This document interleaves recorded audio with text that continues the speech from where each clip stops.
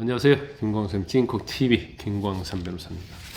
어제는 이재명 대표의 국회 원내 교섭단체 대표 연설이 있었고, 오늘은 이제 권성동 원내대표가 연설을 했었는데, 오늘 권성동 대표 연설 중에 딱 제 머릿속에 딱 박히는 게 하나 있더라고요. 당대표가 검사를 사칭하더니 민주당은 이제 경찰을 사칭하고 있다, 이런 얘기를 했어요.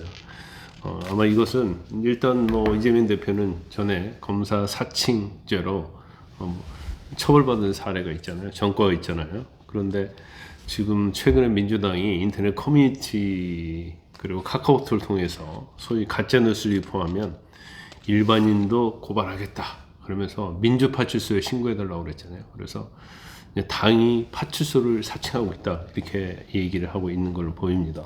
그러면서 일단 민주당에 대해서 엄청나게 많은 비판을 많이 했어요.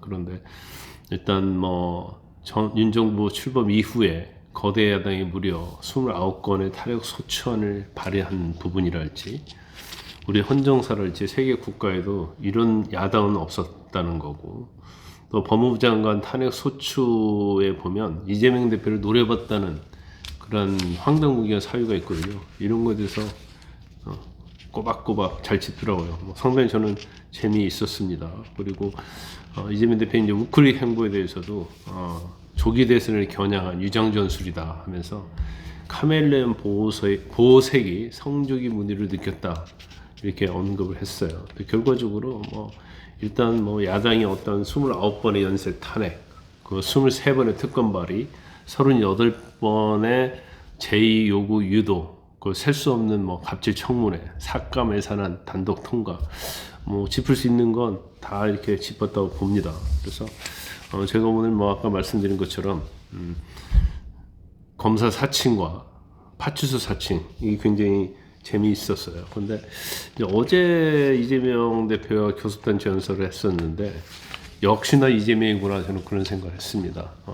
역시 달라지지 않았다. 사실 이제 최근에 어떤 우클릭 행보에 대해서 과연 이게 진정성이 있느냐, 이제 그런 얘기를 많이 했잖아요.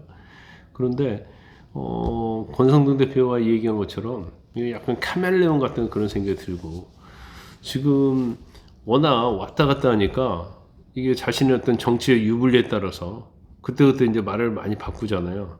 작년 당대표 출마 때는 지지율이 떨어지니까 성장과 먹사니즘 내세웠잖아요. 그런데 이렇게 내세워놓고 그 다음에 한 게 뭐죠? 실제로는 전 국민 25만원 지원하겠다는 법 통과시키고, 남아도는 쌀 매입하겠다, 양국관리법 통과시키고, 노조 편향적인 이제 노란봉투법, 이런 것을 밀어붙였어요.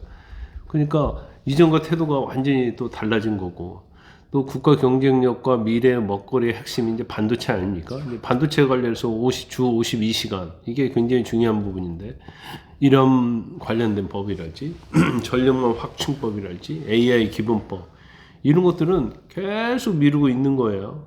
그러면서 오히려 친노동 반기업 정책을 계속 펼치면서 말로만 성장, 실용, 이런 식으로 얘기를 하고 있는 겁니다.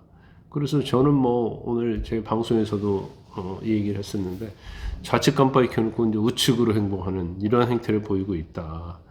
주 52시간에 대해서도 예외를 두겠다고 약간의 그런 반응을 보이다가, 갑자기 교섭단체 연설에서는 주 4일제를 얘기하면서 기본소득제하고 민생지원금도 저는 이제 포기하겠다는 취지로 얘기하지 않았습니까? 추경을 위해서는. 그래도 이제는 기본사회 다시 돌아간 거예요. 그러면서 성장을 하겠다, 이런 취지로 얘기를 하고 있어요. 그래서 과연 이재명 대표의 어떤 말의 신빙성은 이미 우리가 믿을 수도 없지만, 자기의 어떤 정치의 유불리에 따라서 왔다 갔다 하는 정체성이 뭔지 모르겠어요. 좌인지 우인지. 좌에 있다가도 갑자기 우클릭을 딱 하고, 그 다음에 다시 좌로 돌아가서 내가 언제 그런 말을 했느냐, 내가 그렇게 했는데 사실인지 알았느냐. 주 52시간제 그 반도체에서 예외도 마찬가지 아니에요. 이제까지는 할 듯이 하다가는 갑자기 교섭단체 연설 와서는 또 엉뚱한 소리 하고, 이런 얘기 하는 것들이 사실은 제가 볼 때는 이미 그런 이미지는 밝혀 있다. 이제 그런 부분에 대해서 과연 이제 대선에 나올지 안 나올지 모르겠어요. 일단 뭐 사법리스에 걸렸기 때문에 뭐 나올 가능성이 크겠지만 이런 부분들이 다음 대선에서도 굉장히 화두로 던제하고 또 이런 부분들을 많이 각인을 시켜야 한다. 저는 그렇게 봅니다.